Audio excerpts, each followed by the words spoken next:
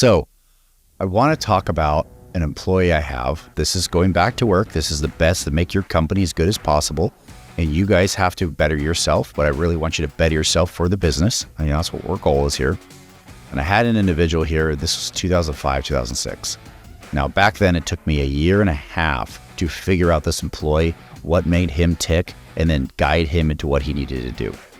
Now, I met this individual outside of work, and he had the personality of 3 people. He was super energetic. He was happy. He was the life of the party, good-looking gentleman. So it was as easy to just, be friends with him. And as you watched this and watched his charisma, I said, oh man, he'd do so good in the sign world. And I brought him on as a project manager and soon into sales. And when he was at his desk, he would get the schedule lined up and he would tell the installers what needed to happen. And he was smiling, he was happy. And he brought a good energy to the company. And then when it was, setting up the fields out in the field, he'd call people, he'd be talking, he'd joke with them and he'd go, how's the better half doing? What's going on with your kids? And he knew everybody about everything. He had good relationships with every single person he was working with. And then when it came to sales, he wasn't confident in the product. He didn't feel that it was a good value for the product. And what would happen was he'd get on the phone and go, hi, how you doing? How's your day? This is awesome. This is great. So we have this little project here, and if you get that signed contract, that'd be great with you. You can move it on it. Okay, so let me know. And he literally would drop his voice. He would start to mumble inside the phone. I could hear clients go, what? What did you just say?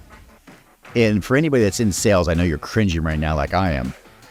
All the confidence just got lost. The persons are questioning why they're working with him. They're like, what did I miss that this guy's even showing me that's not right?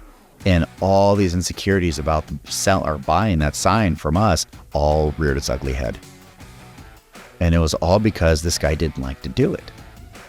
Then it got so bad that he would actually go out into the shop and find things to make himself productive so he didn't have to do sales.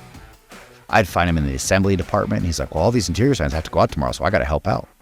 All the installers need a set person to dig, so they got to go out. And he would find himself little jobs to keep himself busy. And if he kept himself busy, he was being productive. A productive person's a good person, right? I'm checking my boxes. I earned my paycheck. I'm a happy camper because I was productive for this company. No, he wasn't. He wasn't productive at all. We already had people on the payroll to do the jobs he was doing. We didn't have anybody on the payroll to do the job that he was supposed to be doing.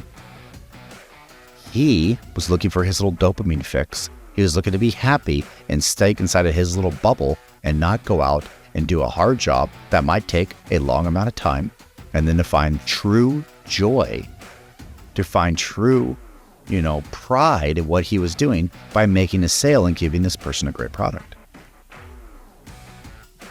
So how do we fix this individual? How do we get him off the dopamine kick? It's almost like a drug. I feel like, we're talking about drugs here. You got to, get this guy off the narcotics, but it really is the ultimate narcotic, the dopamine drop on your head. You can start to the beginning. As much as I hate to say it, it's a whole lot easier to train from the beginning than it is to rehab somebody.